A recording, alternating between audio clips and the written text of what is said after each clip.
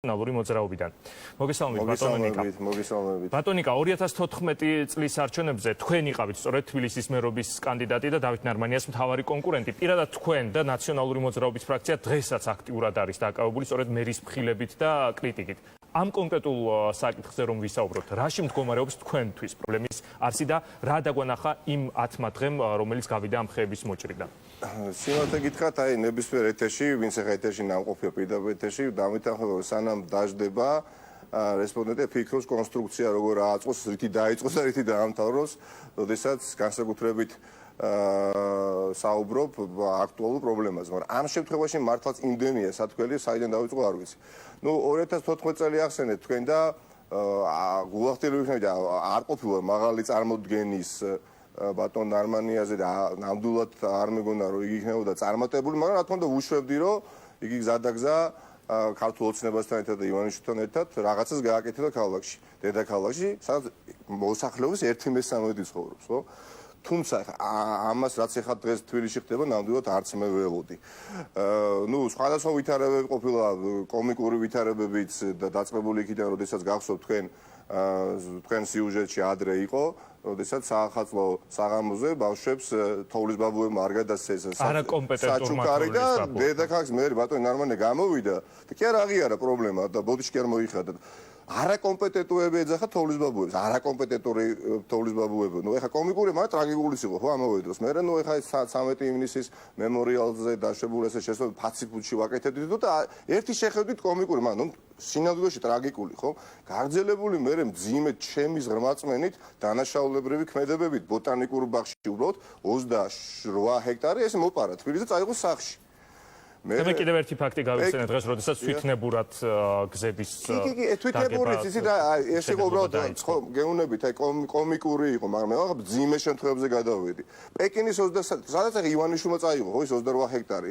გზაკეთდებოდა თბილისელებისთვის, გაიკაფა და მოიჭრა 600 სიხე და უცბად აღმოჩნდა, აი ესე მოუყარეს 28 ჰექტარი სახლში წაიღო და ეხლა იმედია ღმერთი არ გაუწრება ივანიშვილს და ნარმანიას და სასტუმროს მშენებლობის ნებართვას არ გასცემა ის ინფორმაცია ჩვენ გვაქვს და ძალიან ყურადღებით ვაკვირდებით. ამის შემდეგ პეკინის 23-ში დაიწყო მშენებლობა და დემონტაჟი უნიკალური ბაღისა, ვინც იქ ცხოვრობს, ბევრმა იცის და თქვენ შარშან აქტიურად აშუქებდით.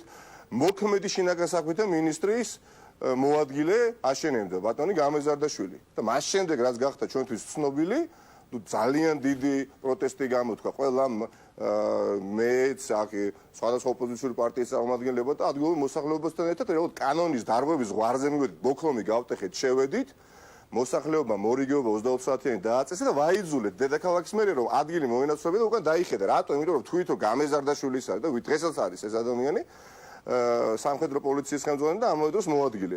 მე რომელი ერთი მოგახსოვთ ახლა ყაზბეგის გამზირზე რაც მოხდა ჩვენ არ დაგვავიწყდეს რომ ამ ყაზბეგის გამზირზე ვინც ეს გააკეთა ეს ბოჩეხა და გაანადგურა უნიკალური ხეები, ხო? ვინ არის რას წარმოადგენს ეს სუბიექტი იურიდიული პირი, ხო? 100,000 ლარი აქვს შემოწირულობის სახით მიცემული ივანიშვილის პარტიისთვის.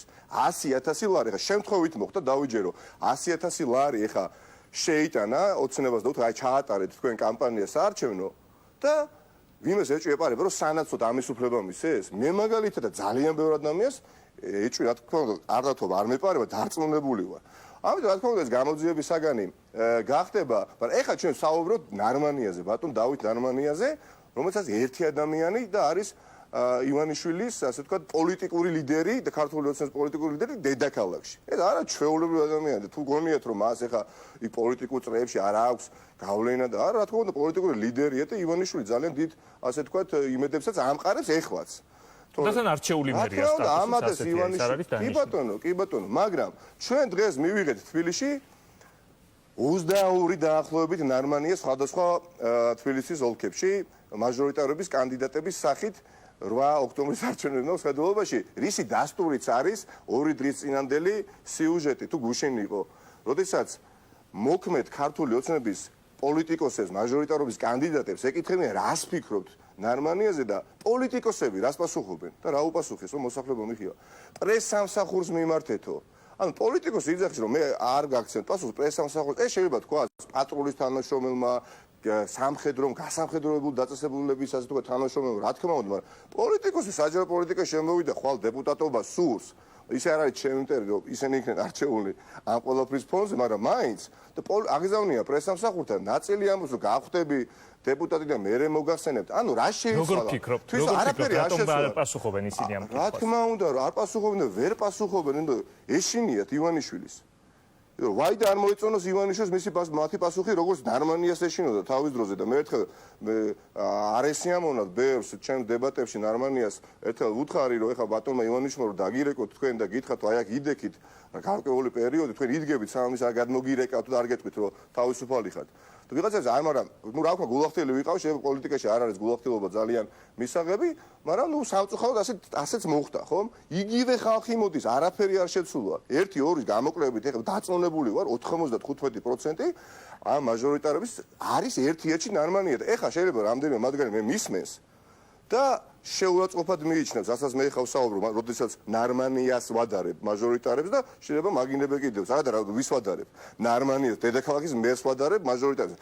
წამოდით რა დონეზე რცხვენიათ და მიუღებელია გულისიღმეში, რომ დარწმუნებული ვარ, ეს არის შეურაცხყოფა მათთვის, ეხლა მე რო ვადარებ მათ ნარმანიას, მაგრამ ნუ ეს რეალობა გვაქვს. ამიტომ ვინაიდან ჩვენ ნარმანიაზე ვსაუბრობთ, თქვენ როგორ თქვით, უნდა წავიდეს თუ არა ნარმანია?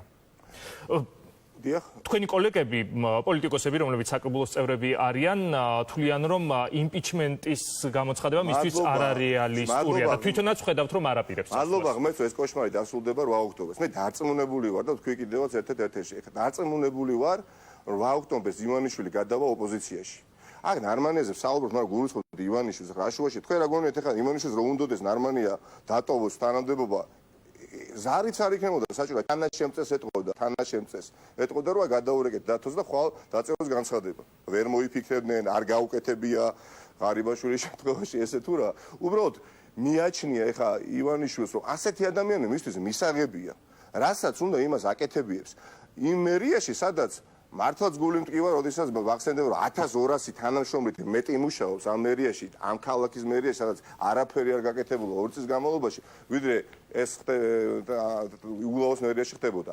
1200 თანამშრომლით მეტი მუშაობს ნარმანიას მერიაში, ვიდრე უგულაოს მერიაში და ამ ყველაფრის და მიუხედავად ამის მიღმა ხდება ის, რაც ხდება და რაც ვიცით და ჩვენ მე მგონი ხა საუბრობდით ბატონ ნარმანიაზე და ყველაფერს ასე თქვა ნარმანიას ვაბრალებდით, რა თქმა უნდა არ ვიქნებით მართლები. თავიდან ბოლო დეთ პასუხისმგებელი არის ივანიშვილი. იმიტომ რომ ივანიშვილმა გადაწყვიტა რომ ასეთი კონფიგურაცია იყოს, ასეთი პოლიტიკური ლანდშაფტი იყოს, ქართულ ოცნებაში ასეთი ადამიანები იყვნენ, თამოყრილები.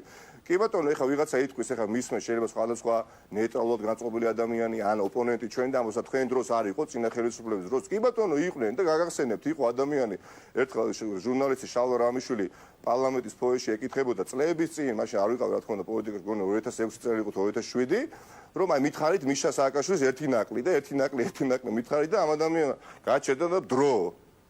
ის კი არ თქვა რომ რაღაცა კი პრობლემებიც გვაქვს კარგად.